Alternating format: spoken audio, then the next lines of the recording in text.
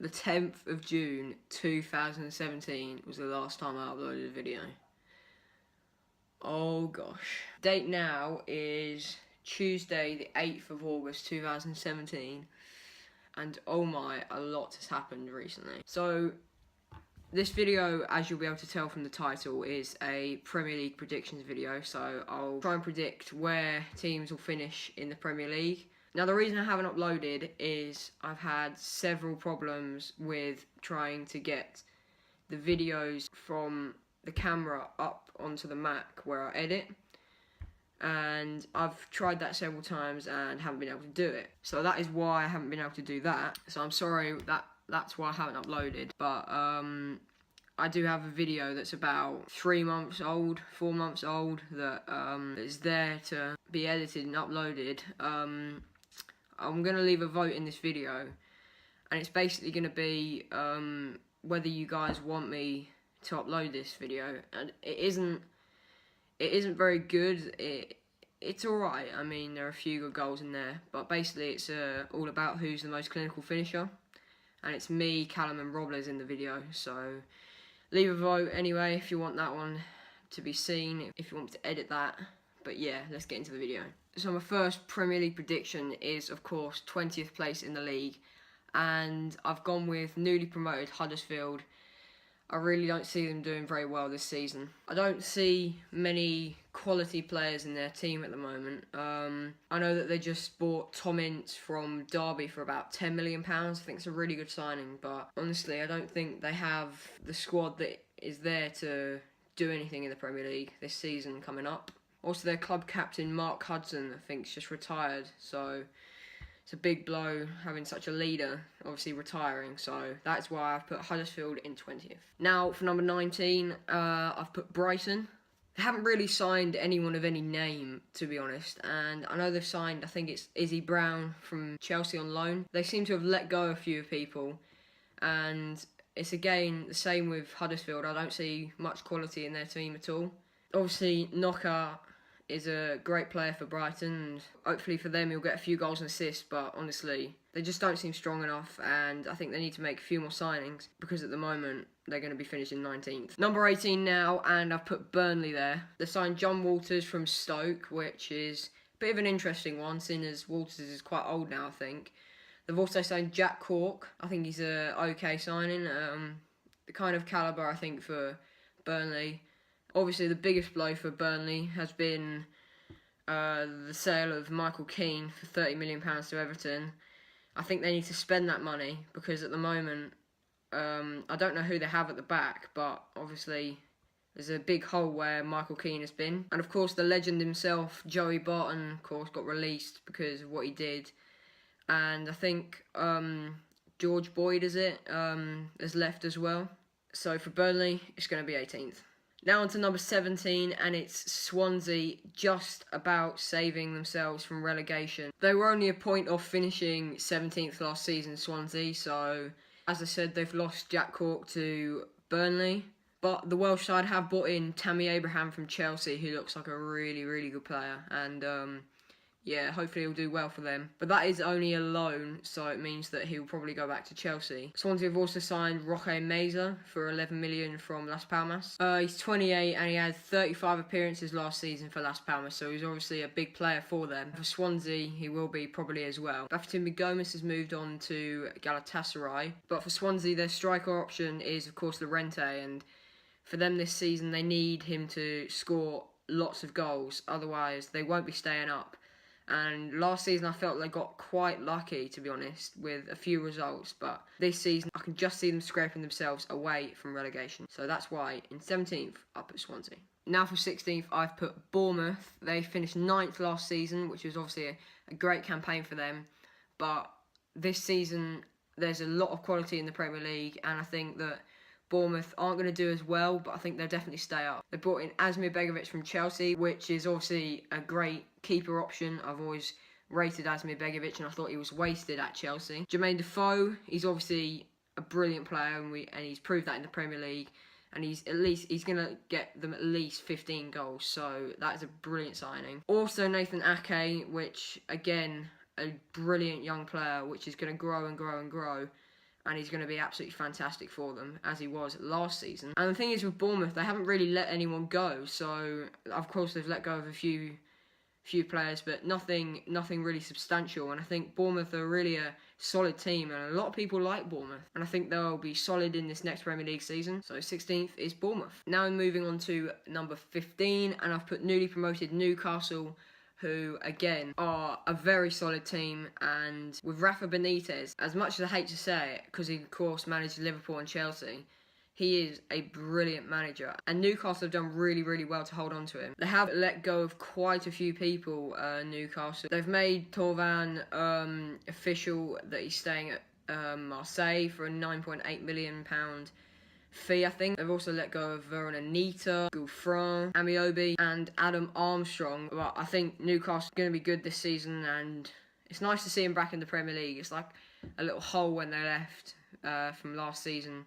But yeah, they're back now, and I think they'll be a solid team, and they'll get in a solid 15th spot. Next up in 14th spot is going to be West Brom. I think West Brom are one of those teams that seem to be there and seem to be quite unnoticed. They've brought in Jay Rodriguez, though, which I think is a brilliant signing, 15 million from Southampton.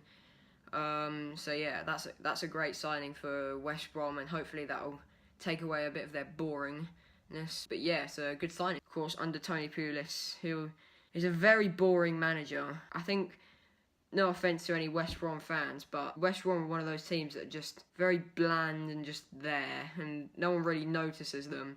So yeah, so 14th spot for West Brom. 13th. Unlucky number 13, and in there is going to be Watford. They brought in Tom Cleverley, obviously ex-Man United player from Everton. They brought in Nathaniel Chalobah from Chelsea, who's a hell of a player. I think he'll do really, really well. But I think the new manager for Watford, it's going to be interesting to see how well they do. They need, of course, Troy Deeney to be getting the goals again. Pereira, I really rate him. I think he's a brilliant player. I don't think he did as well as he was meant to be doing last season, but this season hopefully he'll come forward quite a bit and get them a few goals and assists. And obviously Watford going to keep in that unlucky number 13.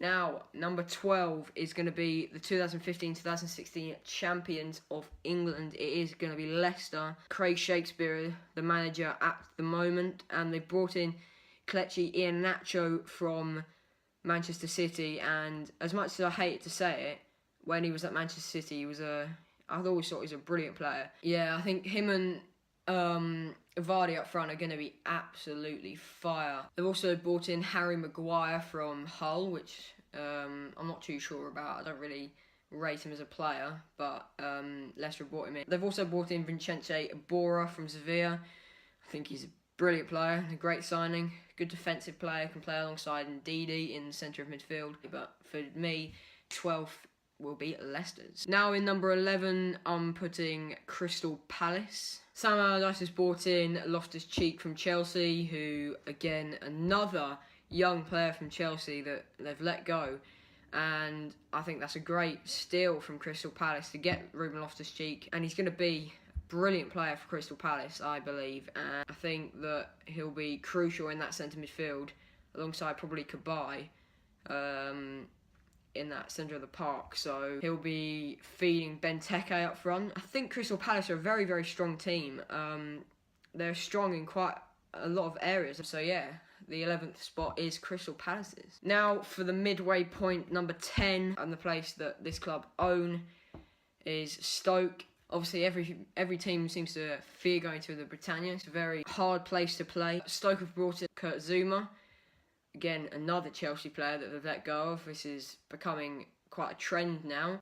I think he's a very solid centre-back, and he's going to do pretty well at Stoke, hopefully. I'm not sure exactly why Chelsea let him go, but a big loss for Stoke has been Marko Arnautovic.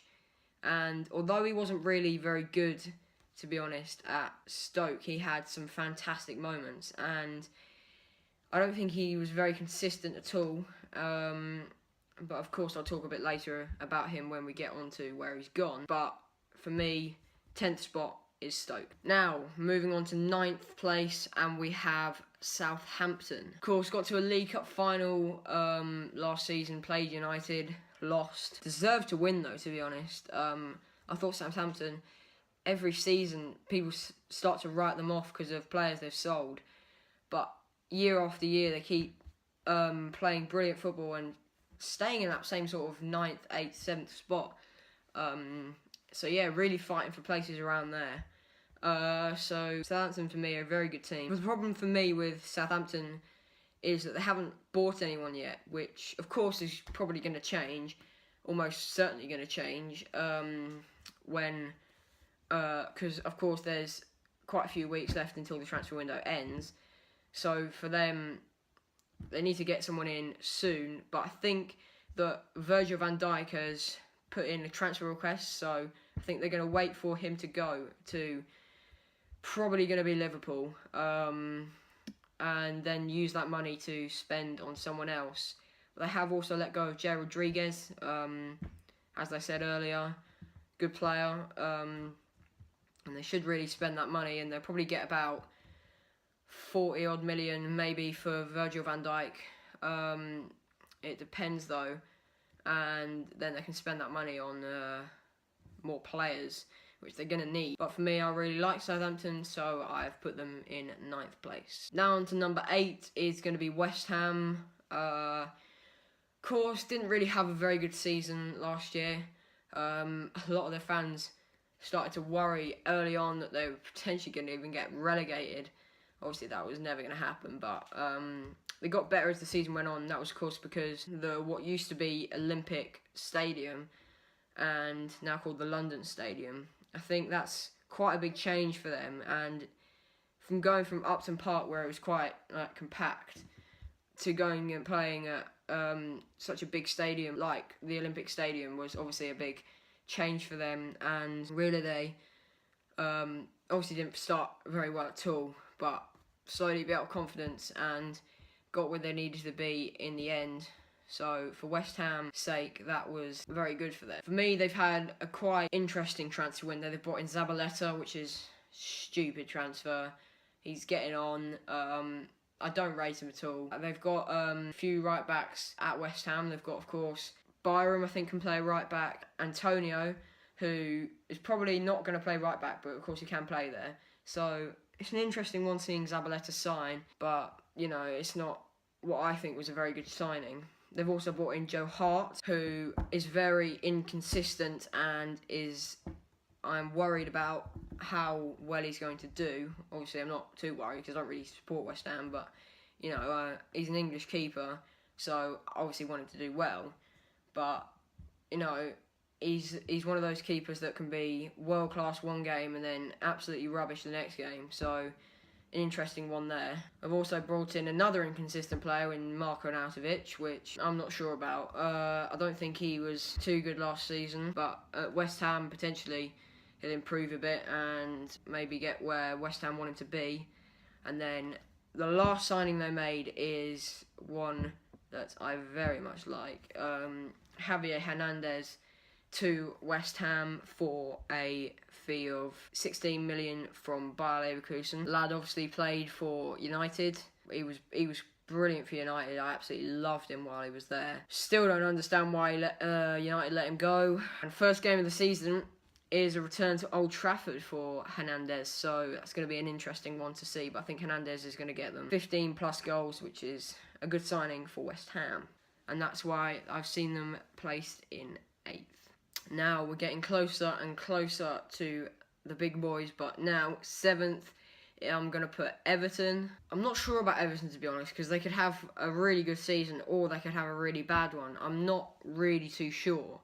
But they've brought in Wayne Rooney, which is going to be good for them. He was no use at United. He was just pointless being there. So him going to Everton, of course, is going to be good for them. He's going to play probably quite a few games. We've also brought in Jordan Pickford from Sunderland, which good young keeper. They needed a keeper. Sketlenberg, I don't rate. Robles, I don't rate. So yeah, bringing in Pickford was a good signing for them. They've also brought in Klaassen from Ajax, which I'm not sure on him. I don't really like him, to be honest, but you know, They've brought him in for £23 million or something like that.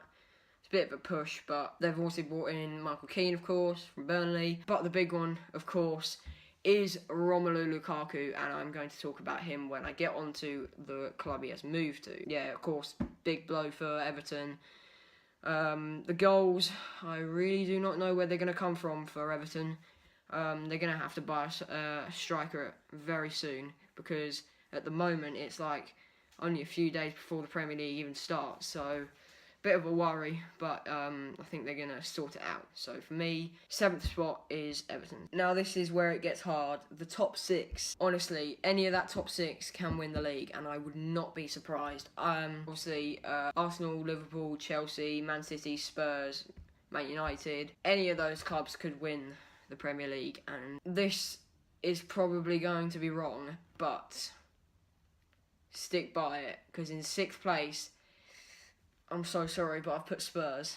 Now, the reason I've done this is because at the moment, they've brought in, obviously, absolutely no one. Of course, they've sold Kyle Walker, 50 million. That is a big loss for them. He was obviously a big part of their team. But I think Trippier is obviously a very good, now, first-team player for Spurs. And also, the other reason why I've put Spurs in 6th is because they're playing at Wembley, and if you saw how bad they were at Wembley in the Champions League last season, then you'll see why I put them in 6th. I think if they were still at White Hart Lane for this season, I would probably put them right up there, if not winning the league. It is going to be Spurs who are going to fill in that 6th place spot. Now on to 5th, just missing out on Champions League football, unless they win Europa League, and you'll probably already know who it is now. It is, of course, Arsenal. I put them there because of one thing, and it's 2 words: Arsene Wenger. I can't see him doing very well at all. And obviously, Sanchez and Ozil looking like they might leave.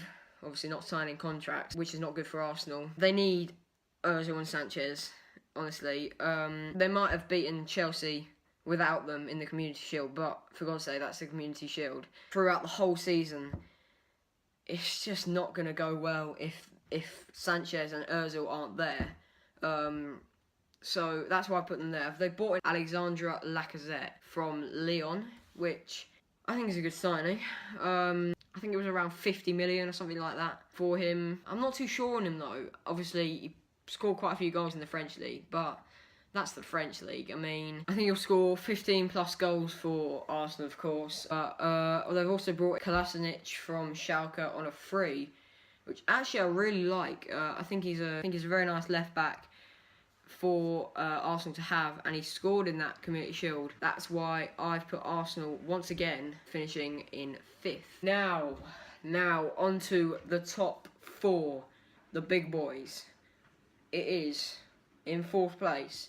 On my piece of paper, it says Chelsea. Now, before anyone says anything, I have reasons for why Chelsea are going to be finishing 4th in the 2017-18 season. This is why they're going to be finishing 4th, is because they don't have enough depth in their team. They're obviously going to be playing in Champions League, Premier League, FA Cup, EFL Cup, and I don't see how they're going to rotate the side enough to be playing good football in all of the competitions. Of course, they're not going to exactly try in the EFL Cup because it's not the best cup, but FA Cup probably they will. Champions League definitely, and Premier League definitely. And they don't have enough depth in their team at all. Where if you look at the likes of, I don't know, obviously not in the Premier League, but Bayern Munich have several billion midfielders, it seems. But that is because they're playing on 4 fronts, and they need quite a few midfielders. I don't see that in Chelsea. And also another reason is that they don't have enough English players, and I think there's some sort of rule that you have to have a certain amount of English players in your squad. And with Chelsea, I don't think they have enough. That's probably what might happen with Chelsea, and then they're going to end up spending 60 million on Alex Oxlade-Chamberlain, which is not going to be good at all. But with Chelsea, they've missed out on Lukaku. They've got in Morata, who is going to be good, obviously. They've also brought in Bakayoko in the centre of midfield, which is going to help them, I think, going into the next season. They've also brought in Rudiger, which that is a example of getting depth into the squad, and I think Conte's realised that now. So yeah, for me, 4th place is Chelsea's. Now, number 3, I support Manchester United, and I've put Manchester United in 3rd position. If I talk a bit too much, I'm so sorry. This video might be a bit long, but I mean, oh well. So United, my team, brought in Lukaku, they've brought in Matic, they've brought in Lindelof. Lindelof, really like him, although I'm not sure what he was doing in pre-season. There was a few mistakes he made. Matic, really like him. Lukaku, he's going to bang in the goals.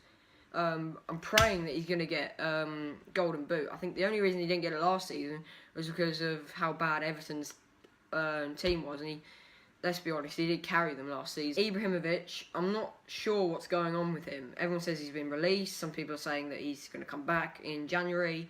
Obviously, I hope he does come back in January, because that is going to be absolutely ridiculous if Zlatan and Lukaku play up front. That is just going to be a joke. But hopefully, this is what I hope that's going to happen for United. They're going to play Rashford and Lukaku up front. We haven't seen 2 strikers play up front for United in quite a few years, so it was exciting seeing them play together in pre-season, and they were very good. And obviously, I like Rashford a lot, and I think clinically he's got much better as I've seen him through pre-season. So yeah, for me, United gonna get 3rd. Well, I pray they get 3rd.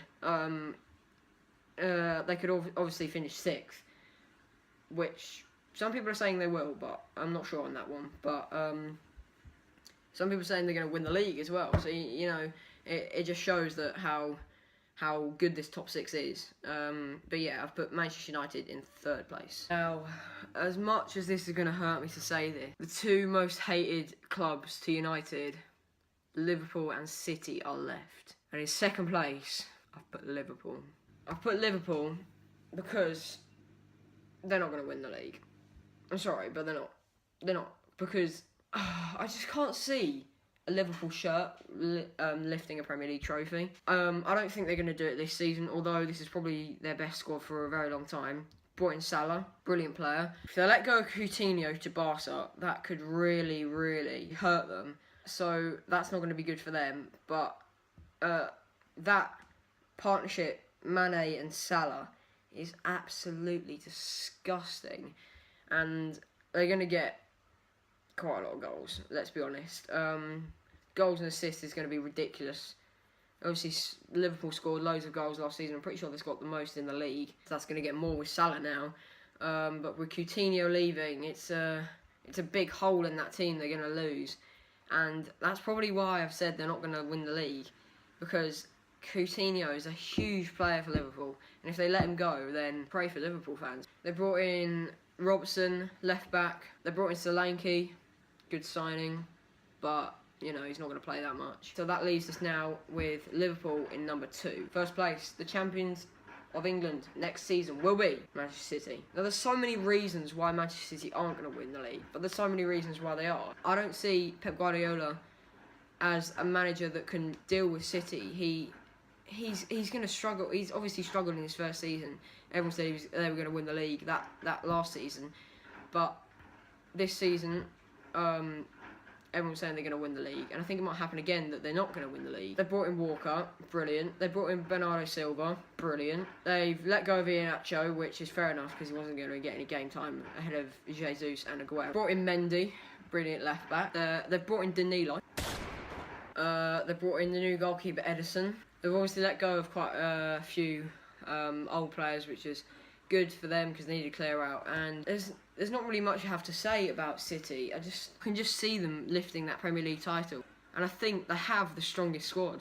I really do. I'm going to leave it at that. That's my Premier League predictions. Thank you guys very much for watching. I'll see you guys later. Hopefully you agree with predictions. Leave your predictions in the comments. Remember to like the video and subscribe. We're on 96 subscribers at the moment of me recording this video, so hopefully we can get to 100 very soon. I might bring out a special video for that. We'll have to see. But yeah, guys, thank you very much for watching this video. Sorry I've been away for so long, but I'm back now.